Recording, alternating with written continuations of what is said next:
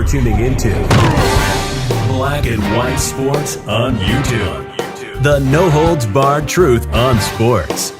The main event starts now. I'm back. Road Rants for Black and White Live. We're going to talk about two former Alabama quarterbacks.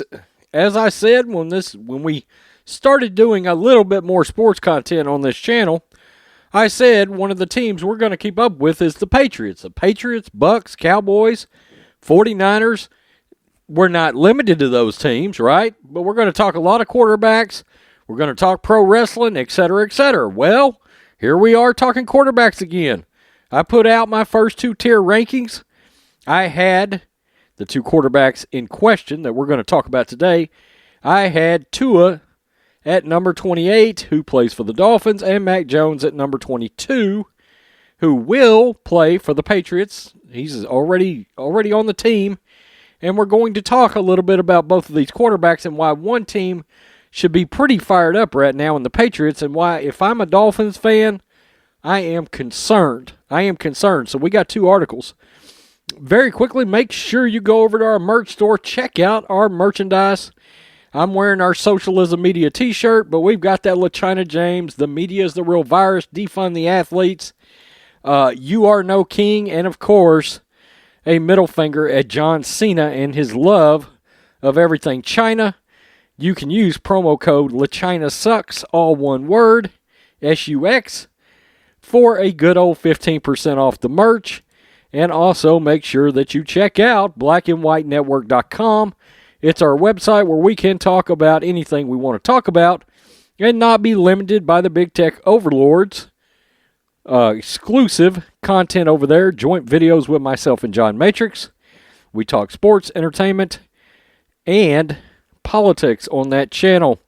Go over, check it out, and get you a membership today. Now, I've got two articles here. One is from CBS, the other is from PFT. And let's go with Tua. Brian Flores downplays Tua Tagovailoa's recent admission that he didn't know the playbook in 2020. I saw this the other day and was like, well, that makes a lot of sense now, doesn't it? Dolphins quarterback Tua Tagovailoa recently made a candid admission about failure to fully know the team's playbook in 2020. On Friday, his head coach was asked about it for the first time. Quote, he's comparing last year to where he is right now. Is he, Brian Flores? Are we sure? Told reporters via Joe Shad of the Palm Beach Post. Quote, I get it. Why would you possibly get that? Regardless of where Tua is now, he wasn't where he needed to be in 2020. No, he was not. Although it's refreshing to hear someone own it and explain it, the fact remains he didn't know the offense, and arguably should have. Sims and I discussed earlier this week on PFT Live, and of course this is Florio, certain other quarterbacks would have gotten destroyed by fans and media for admitting to not knowing the offense well enough even as rookies. And here's my deal. When's the last time you have seen a successful rookie quarterback, a guy that is going to be the guy, get yanked out of the lineup multiple times to bring in a relief pitcher, Ryan Fitzpatrick? When is the last time? And to make things even worse, Joe Burrow and Justin Herbert played incredibly well.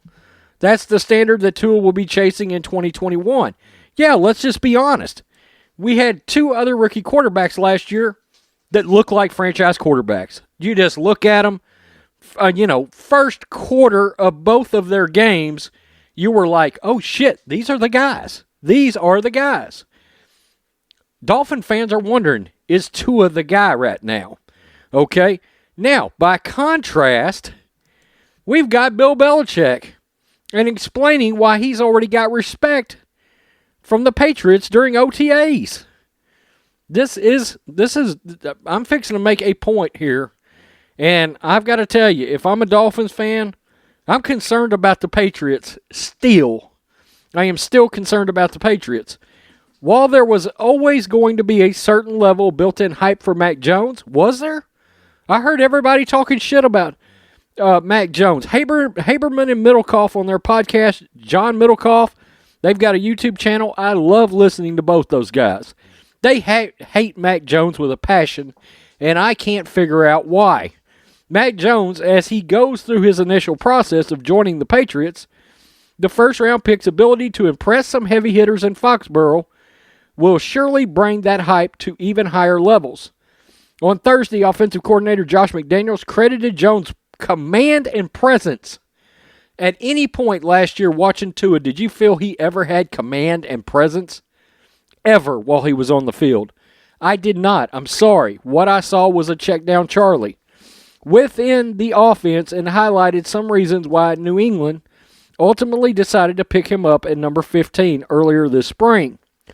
Friday, they gave us Bill Belichick, who was asked how Jones has done taking what he's learned at quarterback and translating it to his play on the field during the club's OTA sessions. While the head coach noted there's a long way to go for the youngster, his ability to comprehend the offense at this stage and his work ethic have him earning some respect in Gillette Stadium. Quote, I think Mac has a pretty good understanding of things that we do. Belichick said during a video conference with reporters. He has to go out there and do them and get comfortable with them. It's a process. We've had a number of other quarterbacks at that position come in and go through that. Sometimes it starts a little slower and then picks up. Sometimes it starts a little higher and slows down. We'll see how that goes. He's working hard. He puts in the time. I will get to Tua in a minute. Certainly giving his best effort to do everything we've asked him to do and do it the way we've asked him to do, which is a great place to start. He's earned a lot of respect. But he has a long way to go. We'll see how it goes. And I got to be honest with you. I think that Bill Belichick here is actually downplaying this a little bit because of Cam Newton. Okay, I think he probably promised Cam Newton that job before the draft, and then when Mac Jones was still on the board after the 49ers passed on him. Good God. And I got to be honest with you. I'm just going to come out and say it. I think Mac Jones was Kyle Shanahan's pick. I do. But I think they heard the uproar from my fellow Niners fans. They were so triggered that they weren't taking Trey Lance or Justin Fields. I believe Kyle Shanahan got talked out of that pick by Adam Peters, who is in that personnel department. And look, I hope the 49ers, I hope my 49ers don't regret this. I really do. I'm worried about it. Because if you could etch out a perfect Kyle Shanahan quarterback out of stone and create him in a lab, it was Mac Jones, okay? And I'm not sure the fan base quite understand that. Why? Because they're so caught up. Got to have a mobile quarterback now. Got to have one. Well, a pocket quarterback went out and beat the shit out of Patrick Mahomes last year in the Super Bowl. I mean, and let's just be real, okay? Let's just be real. So, pocket quarterbacks still win, what's called the Super Bowl. That's the thing, okay? So that kind of drives me nuts. Now, the other thing, here's another note with Mac Jones. Mike Reese, who has been covering the Patriots forever with ESPN, said he was the most impressive rookie quarterback he has ever seen come into the Patriots. 7-on-7, 11-on-11. He said he had complete command of the offense. Again, if you're a Dolphins fan and you watch Tua, at what point last year did you feel like he had complete command of the offense? Look, he had a couple of moments. He did, Tua did. But if I'm a Dolphins fan, I'm concerned. Let's go back pre-draft. Jalen Waddle, Devontae Smith. I brought it up before. Which quarterback would you take? Mac Jones or Tua Tagovailoa? And when those two wide receivers came out, and instead of giving a canned answer that covered both the quarterbacks that they played with at Alabama and hyping them up, instead of coming out and doing that, they both picked Mac Jones. over Tua. So there's something, and look, I think a lot of Dolphin fans believe that they have Kyler Murray down there. Tua ran a 4.76. Kyler Murray ran a 4.31.